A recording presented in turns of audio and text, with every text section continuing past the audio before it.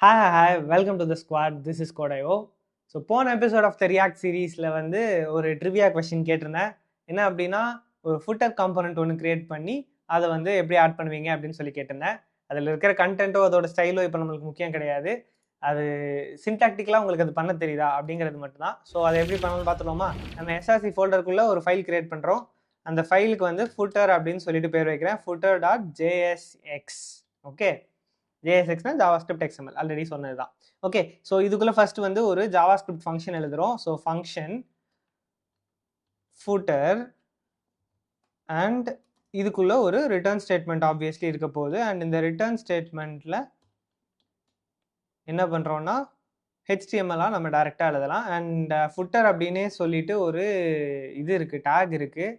Capital F வேணாலும் lower case F. Capital F போட்டோம்னா அது நம்மளோட காம்பனண்ட் தான் கேபிட்டல் எஃப் போடணும். ஓகே, ஸோ இது வந்து சாதாரண ரெண்டுத்துக்கும் ஒரே பேர் இருக்கிறதுனால கொண்டு போயிடக்கூடாது. கேபிட்டல் எஃப் போட்டால் அது நம்மளோட காம்பனண்ட், நம்ம கிரியேட் பண்ண காம்பனண்ட். நம்ம அதை வந்து app.jsxல அப்படி தான் மென்ஷன் பண்ணுவோம். இங்கே இருக்கிற இந்த ஃபுட்டருங்கிறது HTML இருக்கிற டிஃபால்ட் காம்பனண்ட். ஓகே, ஸோ இதுக்குள்ள சும்மா this website rights is reserved by IO. Okay, சும்மா ஒரு ரேண்டமான ஒரு ஸ்ட்ரிங். ஸோ இதோட எண்டில் நம்ம என்ன பண்ணுறோம்னா எக்ஸ்போர்ட் பண்ணணும் இல்லையா அந்த காம்பனண்ட்டை. அப்போ தான் நம்மளால் app.jsxல யூஸ் பண்ண முடியும். ஸோ எக்ஸ்போர்ட் டிஃபால்ட் ஃபூட்டர் அப்படின்னு சொல்லிட்டு நான் கொடுக்குறேன். ஓகே, அவ்வளோதான். இப்போ என்ன பண்ணுறோம், இந்த ஃபுட்டர் app.jsxல வந்துட்டு இங்கே கீழே வந்து ஃபுட்டர் அப்படின்னு சொல்லிட்டு ஆட் பண்ணுறோம். ஓகே, இந்த இடத்துல நம்ம கேபிட்டல் எஃப் போட்டு தான் ஆட் பண்ணணும்.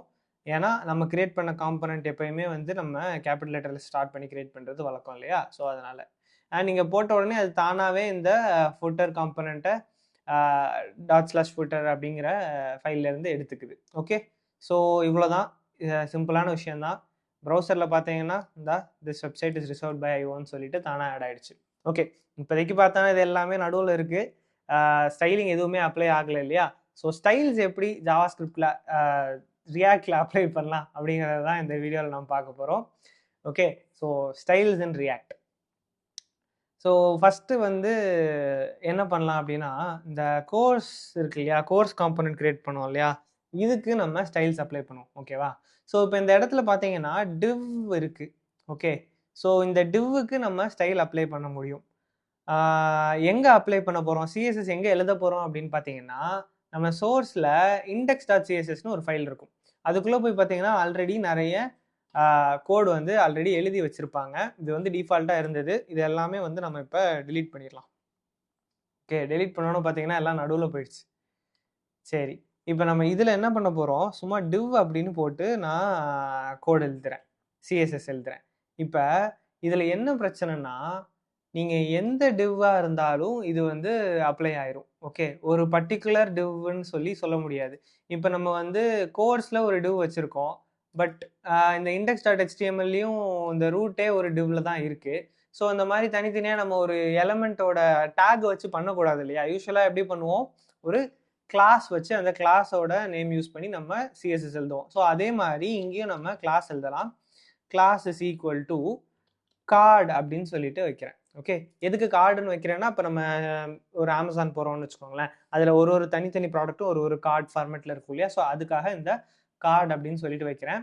ஸோ இந்த கார்டு அப்படிங்கிறத நம்ம இங்கே யூஸ் பண்ணி எழுதலாம். ஓகே, இங்கே என்ன பண்ணுவோம், டாட் கார்டு அப்படின்னு சொல்லி யூஸ் பண்ணுவோம். அண்ட் இங்கே உள்ள வந்து ப்ராப்பர்ட்டிஸில் நான் என்ன கொடுக்குறேன், பேக்ரவுண்ட் கலர் வந்து ஆக்வாமெரின் அப்படின்னு சொல்லிட்டு கொடுக்குறேன். ஓகே, பட் இதில் ஒரு பிரச்சனை இருக்குது. ஓகே, என்ன பிரச்சனைனா, இங்கே காட்டுதான்னு பார்ப்போமா. ஓகே, காட்டுது. பட் ஆக்சுவலாக இது வந்து கரெக்டான மெத்தட் கிடையாது. எதனால் அப்படின்னா, ரியாக்டில் நம்ம வந்து கிளாஸ் அப்படிங்கிற வார்த்தையை யூஸ் பண்ணி HTMLக்குள்ளே எழுதக்கூடாது. ஓகே, ஏன் அப்படின்னா, நம்ம ஒரு இது JSXங்கிறது ஒரு JavaScript ஃபைல் மாதிரி தானே, அது வந்து JavaScripடாக திரும்ப கன்வெர்ட் ஆகிக்கும். ஸோ ஜாவாஸ்கிரிப்டில் கிளாஸ் அப்படிங்கிறது ஒரு கீவேர்டு. பட் ரியாக்டில் அதை வந்து நம்ம அப்படியே எழுதிட முடியாது. HTMLல கிளாஸுங்கிறதா நம்ம போட்டு பழக்கம். பட் ஜாவாஸ்கிரிப்ட்ல கிளாஸுங்கிறது கீவேர்ட். அதனால என்ன பண்ணியிருக்காங்க, ரியாக்ட்ல கிளாஸ் நேம் அப்படின்னு சொல்லிட்டு நம்ம யூஸ் பண்ணலாம். ஓகே, கிளாஸ் நேம்னு பண்ணாலும் உங்களுக்கு இங்கே இது சேமாக தான் இருக்குது, எதுவும் வித்தியாசம் தெரியல கிளாஸ்ன்னு போட்டதுக்கும் கிளாஸ் நேம்னு போட்டதுக்கும். பட் தயவு செஞ்சு கிளாஸ் அப்படின்னு போடாதீங்க. இந்த இந்த பர்டிகுலர் இன்ஸ்டன்ஸ் வந்து இது ஃபுல்லாக இந்த பிளாக் ஃபுல்லாகவே HTMLங்கிறதுனால it might have work for us. But இது வந்து ஒரு ரிசர்வ்ட் வேர்ட். ஸோ தயவு செஞ்சு போடாதீங்க, இது வந்து ஒரு குழப்பத்தை உண்டு பண்ணும். ஓகே, ஸோ எப்பயா இருந்தாலுமே ரியாக்டில் நம்ம சிஎஸ்எஸ் எழுதுறோம்னா இந்த கிளாஸ் நேம் ஈக்குவல் டு அப்படின்னு போட்டு தான் வந்து இந்த சிஎஸ்எஸ் கிளாஸ் எழுத போகிறோம். அண்ட் அதை வந்து நம்ம index.cssல வந்து அதுக்கு ஒரு இது அப்ளை பண்ணிட்டோம், ஸ்டைல் வந்து அப்ளை பண்ணிட்டோம். ஸோ இந்த மாதிரி சிஎஸ்எஸ் அப்ளை பண்ணுறதுக்கு நம்ம சிஎஸ்எஸ் வீடியோவே பார்த்துருக்கோம். இதுக்கு பேர் என்னதுன்னா எக்ஸ்டர்னல் சிஎஸ்எஸ். ஓகே, எக்ஸ்டர்னலாக வேற ஒரு ஃபைல் இருக்கு index.cssன்னு சொல்லிட்டு, அதில் இருக்கிற ஸ்டைல்ஸ்லாம் வந்து நம்மளுக்கு அப்ளை ஆகுது. ஓகேவா? ஸோ இந்த index.cssக்கும் இங்கேயும் எங்கே கனெக்ஷன் வருது அப்படின்னா, இந்த index.cssங்கிறது குளோபலாக இருக்கிற ஒரு ஃபைல். இதில் நீங்கள் ஸ்டைல்ஸ் எழுதுனீங்கன்னா உங்கள் ரியாக்ட் ஆப்பில் இருக்கிற எந்த காம்பனண்ட்டாக இருந்தாலும் அதால் இந்த ஸ்டைல்ஸை யூஸ் பண்ணிக்க முடியும். ஸோ இந்த மெத்தடில் நம்மளால் ஸ்டைல்ஸ் எழுதலாம். பட் இதே இது எனக்கு இந்த பர்டிகுலர் காம்பனண்ட்டுக்கு மட்டுமே ஸ்டைல் அப்ளை ஆகணும்னு வச்சுக்கோங்களேன். அப்போ நான் என்ன பண்ணணும் அப்படின்னா, அதுக்கு 2 மெத்தட் இருக்கு. ஓகே, அது ஒன்றா பார்க்கலாம். ஃபர்ஸ்ட் மெத்தட் பேர் மாடியூல் மெத்தட். ஓகே, இந்த மாடியூல் மெத்தடுக்கு என்ன பண்ணுறோன்னா, இந்த பர்டிகுலர் JSX ஃபைலையும் அதுக்கு கரஸ்பாண்டிங்கான CSS ஃபைலையும் ஒரே ஃபோல்டரில் போட்டு வைக்கிறது தான் இந்த மாடியூல் மெத்தட். ஓகே, ஸோ எப்படின்னா இந்த சோர்ஸ் ஃபோல்டர் இருக்கு இல்லையா, இந்த சோர்ஸ் ஃபோல்டருக்குள்ள நான் இன்னொரு ஃபோல்டர் கிரியேட் பண்ணுறேன், கோர்ஸ் அப்படின்னு சொல்லிட்டு கிரியேட் பண்ணுறேன். அண்ட் இந்த கோர்ஸ் ஃபோல்டருக்குள்ள இந்த course.jsx நான் மூவ் பண்ணுறேன். ஓகே, மூவ் பண்ணோன்னு இங்கே சொல்லுது are you sure you want to move this into course, move கொடுக்குறேன். அடுத்தால இங்கே கேட்குது பார்த்தீங்களா, அப்டேட் இம்போர்ட்ஸ் ஃபார் course.jsx. இதுக்கு வந்து எப்பயும் எஸ் கொடுத்துருங்க. ஏன்னா நம்ம இந்த course.jsxங்கிறத நம்மளோட app.jsxல இம்போர்ட் பண்ணி தான் யூஸ் பண்ணியிருக்கிறோம். ஓகே, இம்போர்ட் பண்ணதுக்கு அப்புறம் தான் நம்ம வந்து அதை யூஸ் பண்ண முடியும். ஸோ அந்த இம்போர்ட் ஸ்டேட்மெண்ட்ல தானா அப்டேட் பண்ணிரும் விஎஸ் கோடு. நம்ம இங்கேருந்து இங்கே ட்ராக் பண்ணி போட்டால் அந்த இடத்துல எஸ் மட்டும் மறக்காமல் கொடுத்துருங்க. கொடுக்கல அப்படின்னா அப்டேட் ஆகாது, நம்மளா மேனுவலாக பண்ணுற மாதிரி இருக்கும்.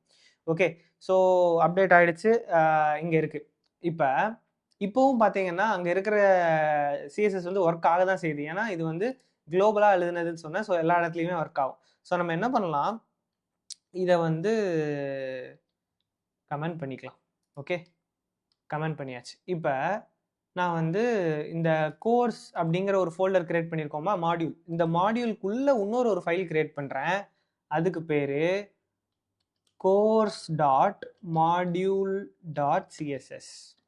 Okay, course.module.css. இதுக்கு என்ன அர்த்தம்னா, கோர்ஸ் அப்படிங்கிற ஒரு காம்பனண்ட், அந்த ஒரு மாடியூலுக்கு எழுதுகிற சிஎஸ்எஸ் தான் வந்து இந்த course.module.css. ஓகே, இப்போ நம்ம என்ன பண்ணலாம், இதில் வந்து டாட் கார்டு அப்படின்னு சொல்லிட்டு இதில் வந்து நம்ம அதுக்கு சிஎஸ்எஸ் எழுதலாம். ஓகே, நான் என்ன கொடுக்குறேன், இந்த இடத்துல பீச் அப்படின்னு சொல்லி கொடுக்குறேன். சரியா? இப்போ இது இங்கே அப்ளை ஆயிருக்குமான்னு கேட்டிங்கன்னா ஆயிருக்காது. பீச் கலரில் மாறலை பாருங்க. நம்ம இதுக்கு முன்னாடி index.cssல போட்டிருந்தப்ப அப்ளை ஆச்சு. பட் course.module.cssல போட்டப்ப அப்ளை ஆகலை. ஏன்னா index.css ஆல்ரெடி எல்லாத்தோடையும் லிங்க்டு, மொத்த ஆப்புக்குமே அது லிங்க்ட். எங்கேருந்து வேணால் எந்த காம்பனண்ட்டில் வேணால் அதை ஆக்சஸ் பண்ணிக்க முடியும். பட் course.module.css நம்ம இப்போ தான் கிரியேட் பண்ணியிருக்கோம். அதுக்கும் course.jsxக்கும் லிங்கே இல்லை. இந்த course.module.cssல இருக்கிற அந்த கார்டை நம்ம இந்த course.jsxல யூஸ் பண்ணுறதுக்கு முதல்ல நம்ம இம்போர்ட் பண்ணி ஆகணும் இல்லையா? ஸோ இம்போர்ட் அப்படின்னு போட்டுட்டு ஸ்டைல்ஸ் ஃப்ரம் அப்படின்னு போட்டு நான் அதோட டைரக்டரி கொடுக்குறேன். course.module.css அப்படின்னு சொல்லி கொடுக்குறேன். ஓகே, நம்ம என்ன பண்ணுறோம்னா அந்த course.module.cssல இருக்கிற எல்லா ஸ்டைல்ஸையும் ஸ்டைல்ஸ் அப்படிங்கிற நேமில் நம்ம இம்போர்ட் பண்ணுறோம். அண்ட் அதை இங்கே யூஸ் பண்ண போகிறோம். ஓகே, எப்படி யூஸ் பண்ணணும்னா, இது இந்த கிளாஸ் நேம் ஈக்குவல் டு கார்டுங்கிறது நார்மலாக உள்ளது. அதுக்கு பதிலாக யூஸ்வலாக வேரியபிள் கொடுக்கறதுக்கு எப்படி பண்ணுவோம், கேர்லி பிரேஸ்க்குள்ளே கொடுப்போமா. ஸோ அந்த கேர்லி பிரேஸ்க்குள்ள styles.card அப்படின்னு சொல்லி கொடுக்குறோம். அந்த கார்டுங்கிறது என்னது, இங்கே நம்ம கிரியேட் பண்ணியிருக்கிற அந்த கிளாஸோட நேம் தான் கார்டு. ஸோ அதை வந்து இங்கே styles.card அப்படின்னு சொல்லி கொடுக்குறோம். நம்ம ஸ்டைல்ஸுங்கிற பேரில் தான் அந்த course.module.cssல இருக்கிற எல்லா சிஎஸ்எஸையும் இம்போர்ட் பண்ணியிருக்கிறோம். ஸோ அந்த ஸ்டைல்ஸில் இருக்கிற, அதாவது course.module.cssல இருக்கிற கார்டு அப்படிங்கிற இதை நம்ம கிளாஸை நம்ம இங்கே யூஸ் பண்ணுறோம். ஸோ அதுக்காக இந்த மாதிரி கொடுக்குறோம். அண்ட் அகைன் இது ஒரு வேரியபிள், இது ஒரு ஜாவா ஸ்கிரிப்ட் கோட் அப்படிங்கிறதுக்காக இதை நம்ம கர்லி பிரேஸ்க்குள்ளே என்க்ளோஸ் பண்ணுறோம். ஓகேவா? ஸோ இப்போ பார்த்தீங்கன்னா பீச் கலர் வந்து அப்ளை ஆயிருக்கு. ஓகே, ஸோ இது இந்த மாதிரி பண்ணுற இதுக்கு பேர் வந்து மாடியூல் அப்படின்னு சொல்லுவாங்க. இந்த மாடியூல் வந்து நம்மளோட அப்ளிகேஷன் ரொம்ப பெருசாக ஆக இதுக்காக ஸ்பெசிஃபிக்காக எழுதுறப்ப இந்த மாதிரி மாடியூல்ஸ் வந்து யூஸ் பண்ணுவோம். பட் இது வந்து ஒரு ஒரு காம்ப்ளிகேஷன் தான். சின்ன சின்ன அப்ளிகேஷன் பண்ணுறப்ப நம்ம இது யூஸ் பண்ணாமல் குளோபல் சர்வீஸ் யூஸ் பண்ணிக்கிறதே நம்மளுக்கு பெட்டர். பட் இதுவும் ஒரு வழி இருக்குது அப்படிங்கிறத நம்ம தெரிஞ்சுக்கணும். ஓகே, இப்போ நான் என்ன பண்ணுறேன், இந்த கோர்ஸை வந்து மாடியூல்லேருந்து வெளியே எடுத்து சோர்ஸ்லேயே போட்டுடுறேன். Okay, S. அண்ட் இந்த கோர்ஸுங்கிற மாடியூல் நமக்கு தேவையில்லை, ஸோ டெலீட் பண்ணிடுறேன். உங்களுக்கு தெரியணுங்கிறதுக்காக மட்டுமே நம்ம அதை யூஸ் பண்ணோம், பட் நமக்கு அது தேவையில்லை. நம்ம டைரெக்டாகவே எழுதிக்கலாம். அதை தாண்டி இது ரெண்டும் இப்போ நான் வந்து என்னெல்லாம் மெத்தட் சொல்லிக்கிறேன், ஒன்று எக்ஸ்டர்னல் சொல்லி கொடுத்துருக்கேன், அப்புறம் மாடியூல் சொல்லி கொடுத்துருக்கேன். இது ரெண்டும் இல்லாமல் இன்னொரு மெத்தட் இருக்குது. ஸோ இப்போ இந்த மூணாவது மெத்தட் ஆஃப் ரைட்டிங் சிஎஸ்எஸ் வந்து இன்டர்னல் சிஎஸ்எஸ். நம்ம வந்து முன்னாடியே படிச்சிருப்போம் இன்டர்னல் சிஎஸ்எஸ்ங்கிறது சிஎஸ்எஸ் கோர்ஸில். ஸோ அதை எப்படி இதுக்கு எழுதலாம் அப்படின்னு சொல்லி பார்க்கலாம். ஸோ அதுக்கு நம்ம ஃபஸ்ட்டு என்ன பண்ண போகிறோம் அப்படின்னா, ஒரு ஜாவா ஸ்கிரிப்ட் ஆப்ஜெக்ட் வந்து கிரியேட் பண்ண போகிறோம். ஸோ நான் கான்ஸ் ஸ்டைல்ஸ் அப்படிங்கிற பேரில் ஒரு ஜாவா ஸ்கிரிப்ட் ஆப்ஜெக்ட் கிரியேட் பண்ணுறேன். ஜாவா ஸ்கிரிப்ட் ஆப்ஜெக்ட் தான் ஒன்றும் இல்லை, ஜேசன் ஃபார்மேட்டில் இருக்க போகுது, அவ்வளோதான். ஸோ இதில் நம்ம என்ன பண்ண போகிறோம் அப்படின்னா, பேக்ரவுண்ட் கலர் அப்படிங்கிற ப்ராப்பர்ட்டியை செட் பண்ணலாம். Background colour. ஓகே, ஸோ இப்போ இங்கே வந்து நீங்கள் ரெண்டு விஷயத்தை நோட்டீஸ் பண்ணியிருப்பீங்க. ஒன்று கலரோட ஸ்பெல்லிங் தப்பாக எழுதுறேன், COLORன்னு எழுதுனா மட்டுமே வெப் டெவலப்மெண்ட்டில் வரும், ஞாபகம் வச்சுக்கோங்க. ஓகே, ஸோ யூஸ்வலாக வந்து இந்த இடத்துல ஹைஃபன் போட்டு எழுதியிருப்போம் நம்ம சிஎஸ்எஸ்ல. பட் ஜாவா ஸ்கிரிப்ட் ஆப்ஜெக்ட், அதாவது கீ வேல்யூ பேராக ஒரு ஆப்ஜெக்ட் எழுதுறப்ப நம்மளால் அப்படி பண்ண முடியாது. ஸோ அதனால் கேமல் கேஸ் யூஸ் பண்ணி எழுத போகிறோம். ஓகே, அண்ட் இதுக்கு வேல்யூவை நம்ம கோட்ஸில் கொடுக்க போகிறோம், க்ரீன் அப்படின்னு சொல்லிட்டு நான் கொடுத்துட்றேன். ஓகே, ஸோ இப்போ வந்து ஸ்டைல்ஸ் அப்படிங்கிற பேரில் ஒரு ஜாவா ஸ்கிரிப்ட் ஆப்ஜெக்ட் டிஃபைன் பண்ணிட்டோம்.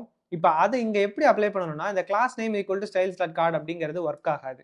ஓகே, நம்ம அதுக்கு பதிலாக என்ன பண்ணுறோம்னா, ஸ்டைல் இஸ் ஈக்குவல் டு அப்படின்னு போட்டுட்டு இந்த இடத்துல ஸ்டைல்ஸ் டாட் கார்டு அப்படின்னு சொல்லி கொடுக்குறோம்.